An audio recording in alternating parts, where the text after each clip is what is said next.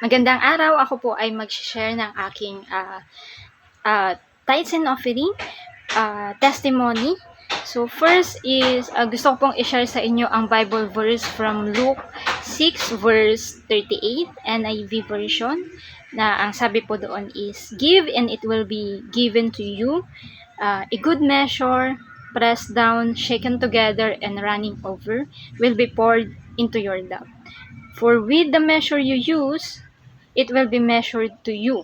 So, a months ago, or na-encounter ko po yung challenge with regards sa aking finances, na nawalan po ako ng work. So, from that time, syempre, hindi naman po pwedeng mawala yung expenses, yung bills na kailangan bayarin. So, from that time is, si Lord have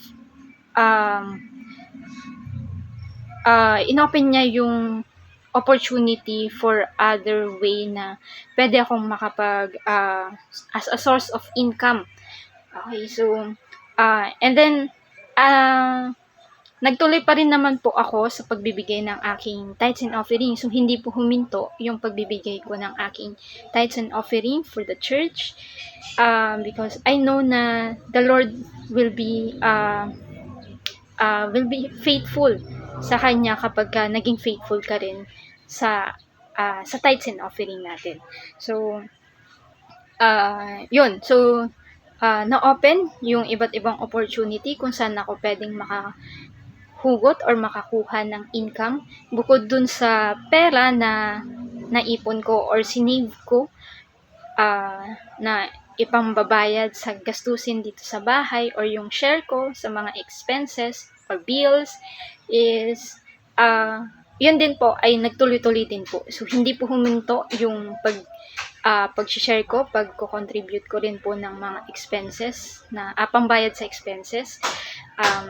So yung opportunity na ito na binigyan ng Panginoon is yung Kadash na cleaning product.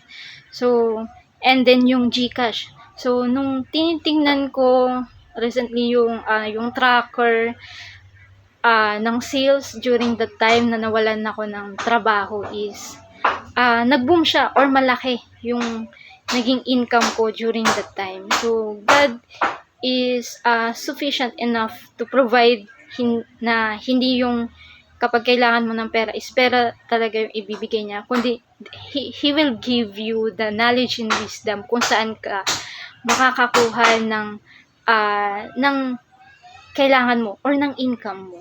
So, ang mga na-develop din sa akin during that time is yung communication ko with other people, na nawala yung hiya ko sa pag-o-offer ng product. Okay, so na-develop doon na palawakin yung connection kung kanino ko or papaano ko isi-sales yung product na ipinagkaloob ng Panginoon sa akin. So, and then yung sa GCash is talagang na-amaze lang din ako na parang everyday, halos everyday is merong nagpapa-cash in, may nagpapa-load. So, I know na si Lord ang siyang nag-move ng mga taong pumupunta rito para magpa-GCash o para magpa-cash in. So, I give the praise and worship and thanksgiving para sa Panginoon.